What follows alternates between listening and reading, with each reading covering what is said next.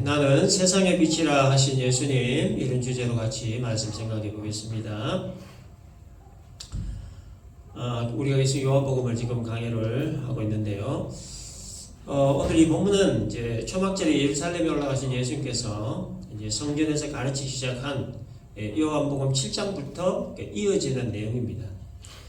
초막절을 지키기 위해 예루살렘에 은밀히 올라가신 예수께서 성전에서 가르치고 계실 때에 서기관들과 바리새인들이 음행 중에 붙잡힌 여자를 끌고 와서 예수를 올무에 빠뜨리기 위해 질문을 했지만, 예수님은 너희 중에 죄 없는 자가 돌로 치라, 이런 말씀을 하시고 이 말씀에 양심의 가책을 받아 모두 다 돌아갔습니다.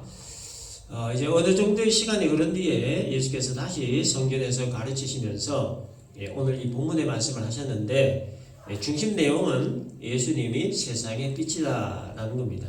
예수님 자신의 빛이시고 또 빛이신 예수를 믿고 따르는 자는 생명의 빛을 얻는다, 이런 내용입니다.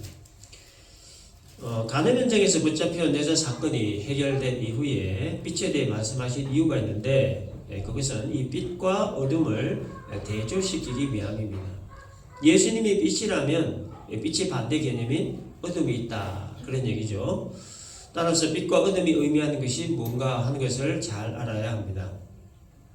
예수께서 가늠 현장에서 붙잡혀온 여자 사건을 해결하신 이후에 성전에서 다시 바리새인들에게 예수님 자신이 빛이라 하신 이유는 빛을 상징하는 이 복음과 어둠을 상징하는 율법을 대조하기 위함입니다. 율법에 의해 정죄를 받고 있던 여자를 복음으로 용서하셨다 하는 것을 말씀하시고자 예수님 자신이 빛이라 하셨던 겁니다. 따라서 율법에 의한 정죄는 어둠을 의미하고 복음에 의한 용서는 빛을 의미한다는 겁니다. 왜 율법에 의한 정죄가 어둠을 의미하느냐? 율법에 의한 정죄의 결과가 죽음이기 때문이죠. 예수님의 그 용서가 없었다면 이 여자는 율법의 정죄에 의해 돌에 맞아 죽어야만 했습니다. 따라서 이 율법에 의한 정죄가 어둠을 의미한다는 겁니다. 그러나 복음의 주체이신 예수님의 그 용서하심으로 이 여자는 새 생명을 얻게 되었습니다. 따라서 이 복음에 의한 용서가 바로 빛을 의미한다는 거예요. 율법에 의한 정죄는 죽음이기 때문에 어둠을 의미하고, 복음에 의한 용서는 생명이기 때문에 빛을 의미한다라는 게 예수님 말씀의 핵심입니다. 따라서 나는 세상의 빛이다 라고 하신 이 말씀의 의미는 예수께서 복음의 주체다라는 말이고, 그 복음의 주체이신 예수를 믿고 따르는 자는 어둠에 다니지 않는다, 즉 율법에 의한 정죄를 받지 않는다, 이런 말이에요.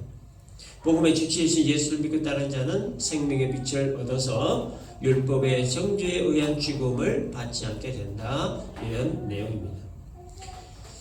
가늠 현장에서 붙잡혀온 여자 문제를 예수께서 해결해 주신 이후에 이런 의미의 말씀을 이 바리새인들에게 하신 이유는 율법에 담겨있는 그 참된 의미와 정신을 제대로 모른 채 율법의 칼을 휘두르는 이 종교 지도자들의 무지와 악함을 알려주시고자 함이었습니다.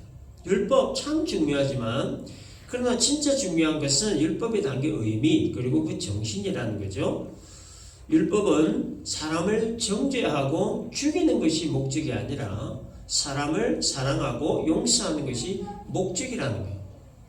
그런데 이 종교 지도자들은 이와 같은 율법의 의미와 정신을 딱 무시해버리고 율법 그 자체, 율법의 틀, 율법 껍데기만을 중시를 하므로 사람들에게 율법의 틀과 잣대를 들이내밀고, 그 율법의 틀과 잣대에 맞지 않으면 가차없이 정죄의 칼로 싹둑싹둑 잘라버렸던 겁니다. 이 율법에 대한 심각한 무지와 오해와 악함에 빠져있는 자들의 모습이었죠. 이러한 모습을 보여주시고자, 알려주시고자 이 복음의 주체이신 예수님이 빛으로 오셨고, 그 빛이신 예수를 믿고 따른 자는 생명의 빛을 얻게 된다, 이런 말씀을 하신 겁니다. 자, 그런데 이들은 예수님의 이 말씀의 의미를 알아차리지를 못했습니다. 그래서 바리새인들 13절에서 이렇게 얘기합니다. 네가 너를 위하여 증언하니 네 증언은 참되지 아니하다. 예수님 스스로 하는 증언은 참된 증인이 되지 못한다, 그런 얘기예요. 누군가 다른 사람이 저 사람 저 예수가 빛이다 이렇게 해야 증언이 되는 거지, 자기 스스로 내가 빛이다 이런 말은 증언이 될 수 없다는 얘기예요. 그래서 이 말은 율법을 잘 알고 있던 이 바리새인들이 신명기 19장 15절 말씀을 근거로 했던 말이었습니다.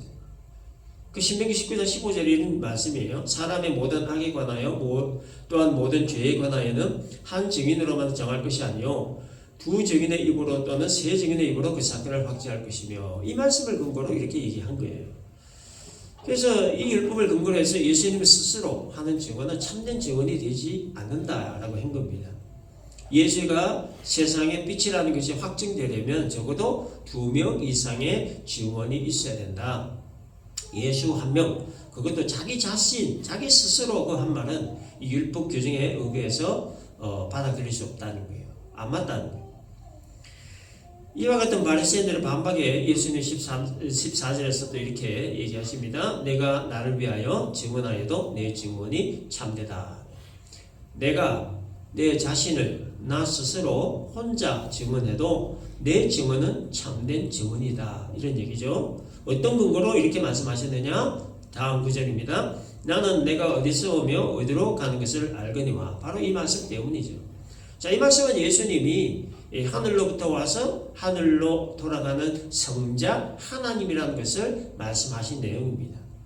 성부 하나님께서 성자 예수님을 어둠의 세상에 이 빛으로 보내셔서 성자 예수를 믿고 따르는 자들에게 생명의 빛을 얻도록 하시기 위해 보내셨다는 그런 내용이에요. 성자 예수께서 어둠의 세상에 생명의 빛을 비추기 위해 이 땅에 오셨고, 그 빛을 세상에 비췄으니 이제 그 성자 예수님은 오셨던 곳으로 다시 돌아가신다. 십자가 달려 죽고 부활하시고 난 이후에 이제 승천하신다. 그런 내용이에요. 자, 그런 의미가 나는 내가 어디서 오며 어디로 가는 것을 안다 라는 말에 담긴 의미입니다. 그 예수님의 그 오고 가심에 대한 그 분명한 목적을 말씀하신 거예요. 따라서 예수님은 성자 하나님이시기 때문에 예수님 혼자 스스로 증언을 해도 그 증언은 참되다. 그런 거예요. 자, 그러나 예수님은 이 바리새인들에 대해 이렇게 또 얘기하십니다. 너희는 내가 어디서 오며 어디로 가는 것을 알지 못한다. 예수께서 어둠의 세상에 빛으로 오셨다는 것과 또 이제 곧 오셨던 곳으로 다시 돌아가야 한다는 것에 대해 바리새인들이 전혀 알지를 못한다. 그런 말이에요. 알지 못한다라는 말은 이 무지의 그 상태를 말하는 것이기도 하지만 받아들이지 않고 거부한다는 의미도 함께 포함되어 있습니다. 그래서 왜 이 바리새인들은 예수님이 오신과 가심에 대한 그 의미를 모르느냐? 다시 말해서 왜 이들은 예수님이 하늘로부터 와서 하늘로 다시 돌아가는 성자 하나님이라는 사실을 거부하고 배척하느냐 하는 거예요. 그 이후에 내 15절에서 이렇게 얘기하십니다. 너희는 육체를 따라 판단하나 나는 아무도 판단하지 아니하노라. 바리새인들이 예수님의 오고 가심을 모르고 거부하고 배척하는 이유는 육체를 따라 판단하기 때문이다 라는 게 예수님 결론이죠. 육체를 따라 판단한다라고 할 때 이 육체는 영어 성경 보면 human standards로 되어 있습니다.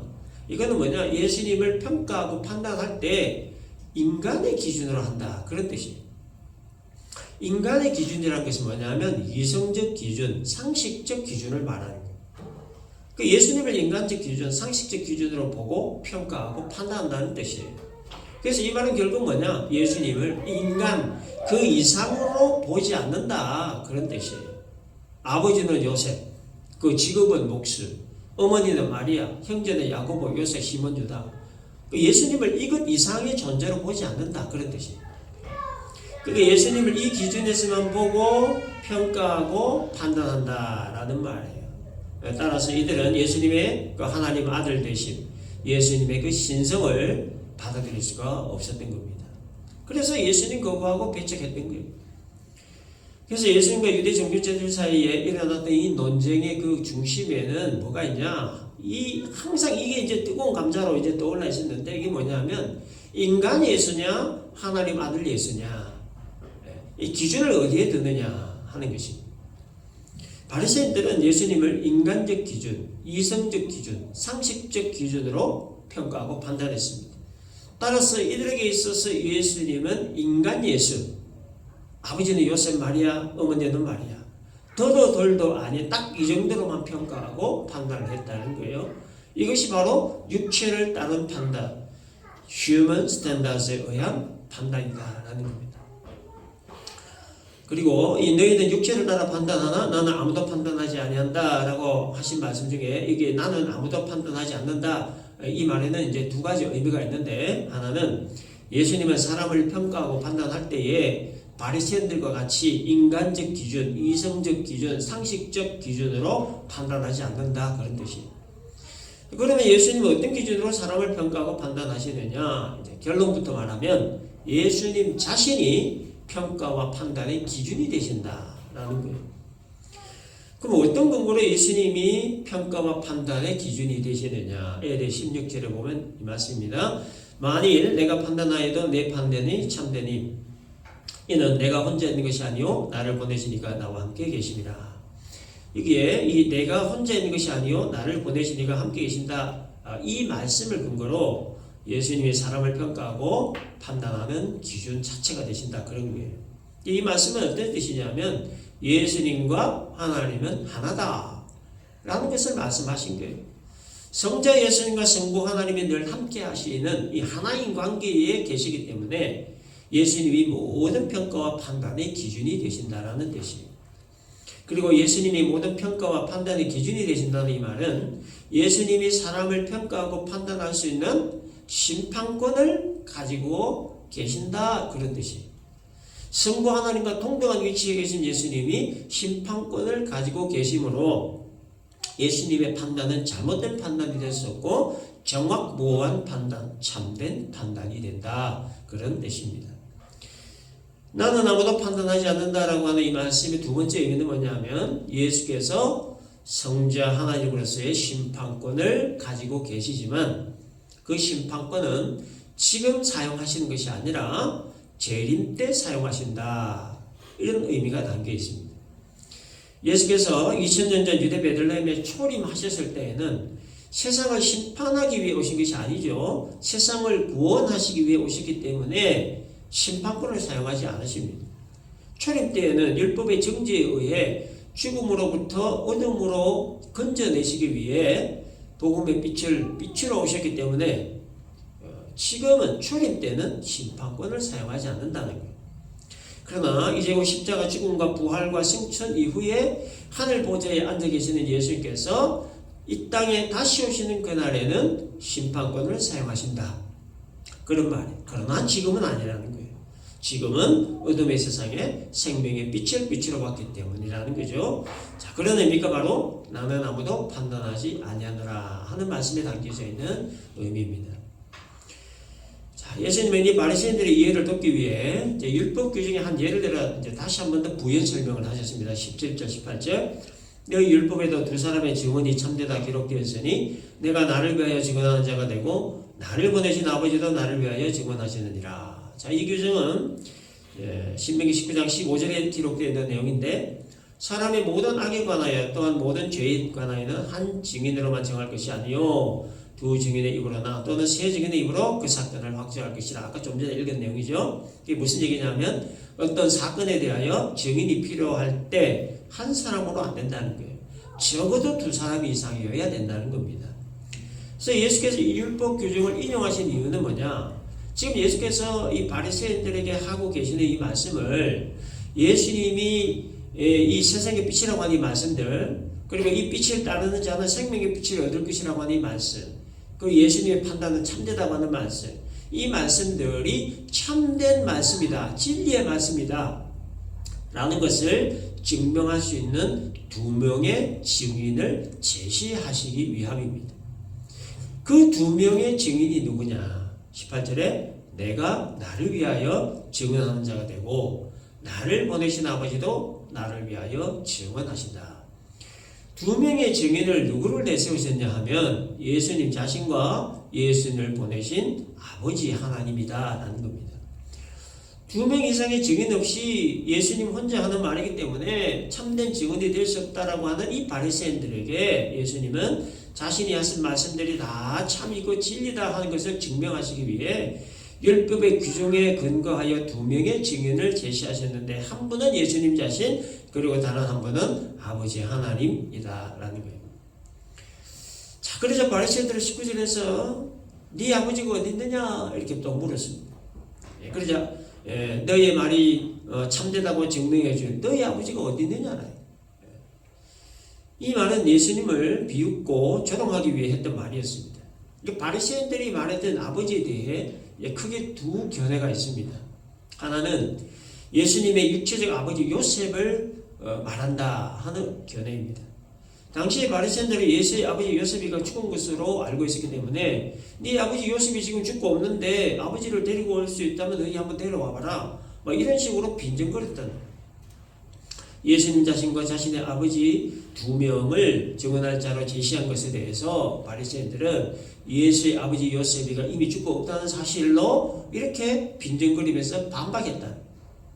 두 번째 견해는 바리새인들이 말했던 이 아버지가 하나님 아버지를 말한다 하는 이런 견해인데, 바리새인들은 기본적으로 유대인들의 아버지, 아브라함과 이삭과 야곱의 그 하나님 아버지를 예수님이 자기 아버지로 부르는 거, 이거 굉장히 싫어하고 그 신성고독으로 인식했습니다. 예수님을 유대인으로 인정하기 싫었습니다. 그래서 자기들만의 하나님 아버지를 예수님이 자기 아버지라고 부르는 그 예수님이 굉장히 못마땅한 것이고, 더군다나 그 하나님 아버지를 예수의 말이 참되다고 증언할 뿐으로 증언자로 지목한 것을 굉장히 못마땅해 하고, 그래서 비웃었던 겁니다. 그래서 네 아버지가 어디 있느냐 이렇게 빈정거렸던 거예요. 자, 바리새인들이 예수님이 말씀하신 아버지를 요셉으로 인식을 했든 아니면 하나님 아버지로 인식을 했든, 아무튼 지금 이 바리새인들은 굉장히 못마땅해서 이렇게 분노가 일어나고 있는 그러한 상황입니다. 네 아버지가 어디 있느냐라는 질문에 대해 예수님이 19절에서 이렇게 말씀합니다. 너희는 나를 알지 못하고 내 아버지도 알지 못하는도다. 나를 알았더라면 내 아버지도 알았으리라. 자, 이 말씀은 예수께서 성자 하나님이심을 분명하게 말씀하신 내용입니다. 오고 가는 모든 세대를 거쳐서 하나님 아버지를 직접 본 사람은 아무도 없지만, 그러나 그 하나님을 보여주고 나타내신 분이 바로 예수님이라는 거예요. 따라서 예수님을 본 사람은 하나님 아버지를 본 것이고, 하나님을 아는 것은 하나님 아버지를 아는 것이고, 예수님의 말씀은 곧 하나님 아버지의 말씀이다라는 거예요. 그래서 나를 알았더라면 내 아버지도 알았으리라, 이런 말씀하신 겁니다. 그러나 바리새인들은 예수님을 하나님의 아들로 성자 하나님으로 인정하지 않기 때문에 실제적으로 하나님을 아는 사람이 아무도 없다, 그런 얘기예요. 예수님을 통하지 않고서는 아무도 하나님을 알 수가 없고, 하나님을 알 수 있는 유일한 방법이자 유일한 통로가 예수를 통해서만 가능한 일인데, 근데 바리새인들을 비롯한 이 종교 지도자들은 예수님을 하나님의 아들로 인정하지 않았고, 그렇기 때문에 이들은 결론적으로 하나님을 모른다는 거예요. 하나님을 모른다. 예수께서 바리새인들을 비롯한 유대인들에게 내린 결론이 바로 이겁니다. 너희는 하나님을 모른다는 거예요. 하나님을 모르는 것, 이것이 바로 영적 무지 상태, 어둠의 상태다. 영적 무지, 영적 어둠의 상태에 빠져 있음에도 불구하고 종교 지도자들은 뭐라고 합니까? 하나님을 누구보다 잘 알고, 하나님을 누구보다 잘 믿고, 하나님을 누구보다 잘 섬긴다. 스스로를 그렇게 착각에 빠져서 그런 착각 믿음, 그런데 그것도 자부심은 또 어마어마했던 거예요. 자, 그런데 이들이 이렇게 믿을 수밖에 없었던 이유는 유대인들이 가장 존경하는 그 위대한 그 지도자 모세가 하나님께로부터 직접 하달받은 율법을 계승하고 있고 연구하고 있고 가르치고 그렇게 하고 있는데, 이것이 그렇기 때문에 자기들만의 전유물이라고 하는 믿음을 가지고 있었기 때문입니다. 율법에 관한 모든 것들은 오직 유대인들만의 전유물이라고 하는 착각, 특히 이 바리새인들과 서기관들과 대제사장들 같은 이 종교 지도자들의 이와 같은 이 헛된 믿음과 착각이 자기들만 하나님을 잘 알고, 자기들만 하나님을 잘 믿고, 자기들만 하나님 잘 섬긴다는 이런 엄청난 착각에 빠진 자부심을 가지게 했던 거예요. 따라서 이들은 율법 잘 아는 것을 하나님 잘 아는 것으로 믿었습니다. 율법 잘 지키는 것을 하나님이 가장 기뻐하시는 일로 믿었습니다. 그래서 이들은 하나님을 잘 알고 잘 믿고 잘 섬기기 위해서는 율법 잘 연구하고 율법자 암기하고 가르치고 개성하는 일을 피나는 노력으로 해야 된다라고 이렇게 믿었던 거예요. 자, 이것까지는 좋습니다. 그 문제될 게 없습니다. 굉장히 좋은 태도예요. 율법 연구하고 가르치고 개성하기 위해서 피나는 노력 기울이는 이들의 믿음, 이들의 열정 뭐가 문제입니까? 굉장히 좋습니다. 근데 이들의 문제는 뭐냐? 율법에 담겨있는 하나님의 마음을 잃지 못했다는 거예요. 율법을 그렇게 많이 연구하고 율법 지키기 위해 그렇게 많은 노력을 하면서도 그 율법에 담겨져 있는 하나님의 마음, 하나님의 뜻, 그 하나님의 성품을 제대로 알지를 못했다는 거예요. 율법을 통해서 하나님이 진짜 원하시는 게 무언가를 제대로 알지를 못했다는 거예요. 율법 주신 하나님의 목적과 의도를 제대로 파악하지 못했다는 거예요. 이게 이들의 핵심적인 문제였던 거예요. 그래서 이들은 하나님의 마음이나 뜻이나 뭐 이런 것과는 전혀 무관한 일을 하면서도 스스로 잘하고 있다 이렇게 자부하고 하나님의 목적이나 의도와는 상관없는 일을 하면서도 스스로 잘하고 있다 이렇게 믿었던 거예요. 이게 자부하는 어떤 수준을 넘어서 율법 연구하고 가르치는 자기들만 의롭고 자기들만 하나님 잘 알고 자기들만 하나님 잘 믿고 섬긴다. 따라서 자기들이 아는 것처럼 알아야 되고 자기들이 믿는 것처럼 믿어야 되고 자기들이 섬기는 것처럼 섬겨야 한다. 이런 엉뚱한 방향으로 나가버리고 말았던 겁니다. 그래서 누군가 율법에 조금이라도 어긋나는 행동을 하면 자기들의 암과 믿음과 섬김의 잣대, 즉 율법의 잣대를 갖다 대고 조금이라도 그 잣대에 못 미치면 가치없이 정죄의 칼을 휘둘러버리고 만 거죠. 가늠 현장에서 붙잡혀온 그 여자의 경우에 이것을 자기들이 만든 율법 잣대에 갖다 대면 이 여자는 율법의 정죄의 칼에 의해 난도질당하고 처참하게 죽어야 마땅한 일이었습니다. 그리고 자기들이 그 행동을 아주 잘했다. 하나님이 아주 기뻐하시고 칭찬하신 일이다. 그렇게 분명히 믿었다는 거예요. 믿었을 거라는 거예요. 그래서 이 모든 일들이 바로 이들의 영적 무지 상태, 영적 어둠의 상태로 인해 발생되었던 바리새인들의 핵심적인 문제였다라는 겁니다. 바울도 부활하신 예수님 만나기 전까지는 그랬었습니다. 예수 믿는 자들을 잡아다 옥에 가두고 고문하고 죽이는 일을 아주 잘한 일로 착각하고 하나님이 아주 기뻐하신 일로 크게 오해했었죠. 그래서 핍박하는 일을 아주 자랑스럽고 기쁘고 영광스럽게 했던 겁니다. 그 이유가 바로 이 율법 주신 하나님 마음을 올바로 읽지를 못했기 때문이에요. 율법의 참된 정신과 의미를 제대로 파악하지 못한 채 율법의 껍데기만 가지고 그것이 전부인 것으로 착각하고 오해했기 때문에 그랬다는 거예요. 부활하신 예수님을 만나고 난 이후 바울이 고백했던 것 중에 가장 큰 고백이 무엇이었습니까? 자기가 가지고 있던 그 모든 율법적 지식을 다 배설물로 여긴다는 고백이었어요. 율법 자체를 배설물로 여긴다는 말이 아니라 율법의 참된 정신과 내용은 모른 채 율법 껍데기만 가지고 살았던 자신의 그 위선과 가식들이 배설물과 같았다라는 말이죠. 부활하신 예수님 만나고 복음의 빛을 비침 받았던 바울이 깨달았던 것이 바로 이 율법의 참된 의미와 그 정신이었던 거예요. 율법의 정죄에 의한 죽음이 율법의 목적이 아니라는 거예요. 율법 안에 담겨있는 하나님의 사랑과 용서, 이것이 핵심이라고 하는 것을 깨달았던 거예요. 그리고 그 깨달음은 복음의 주체이신 예수님, 그 예수님의 빛을 통해 얻게 된 깨달음이었습니다. 예수의 빛을 통해 생명의 빛을 얻게 되므로 최고로 여겼던 율법의 지식과 행동들을 다 배설물임을 깨달아 버리게 되었던 거고, 이후 예수께서 주신 사명대로 이방의 빛이 되어서 십자가와 부활의 복음의 빛을 전하는 일에 자신의 삶을 드리게 되었던 겁니다.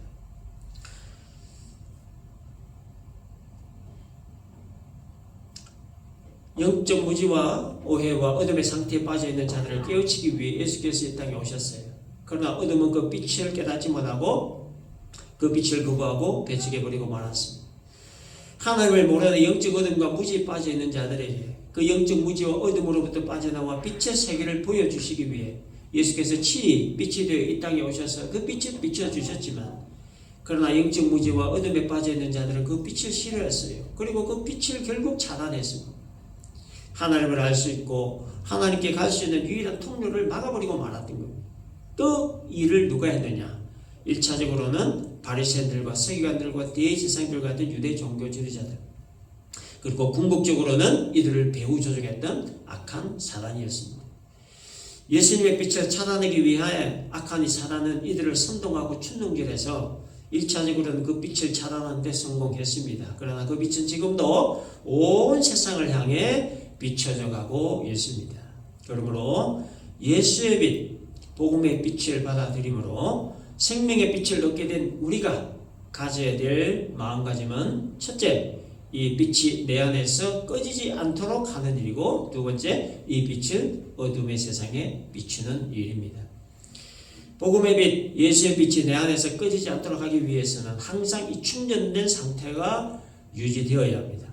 스마트폰 배터리가 완전히 방전되어서 꺼지지 않도록 하기 위해 항상 충전하듯이, 자동차 기름이 바닥나서 차가 멈추는 일이 없도록 항상 기름을 채우듯이, 등대에 기름이 떨어져서 바닷길을 못 밝혀주는 불상사가 일어나지 않도록 하기 위해 등대의 불을 밝혀주는 그 기름을 항상 채우듯이, 내 안에 비춰진 예수의 빛, 복음의 빛이 꺼지지 않도록 하기 위해 항상 밝은 빛을 내도록 하기 위해 우리는 항상 영적인 기름으로 채워진 상태가 되어야 된다.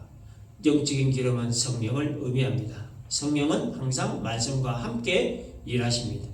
따라서 우리는 성령과 말씀으로 항상 충만하게 우리의 영이 채워져 있어야 된다 하는 것이 오늘 말씀의 결론입니다. 그래서 오늘 말씀을 잘 기억을 하고 율법의 정죄에 의한 죽음의 그늘에 있던 우리들에게 빛을 비춰주시고 그 빛을 받아들일 수 있도록 은혜 베풀어 주심으로 말미암아 빛의 자녀가 되게 해주신 우리 주 예수님의 그 큰 은혜와 사랑에 우리가 항상 날마다 감사, 죽을 때까지 감사 하시길 바라고, 또한 빛을 받은 자로서 이 빛이 꺼지지 않도록 하기 위해 이 빛을 어둠의 세상에 비출 수 있도록 하기 위해 성령의 기름으로 또 말씀으로 항상 충만하게 채워야 한다는 것 기억하고, 빛의 자녀로서 빛된 삶을 살아가는데 부족함이 없는 존귀한 하나님의 백성들 우리 모두가 되시기를 주님의 이름으로 축원합니다.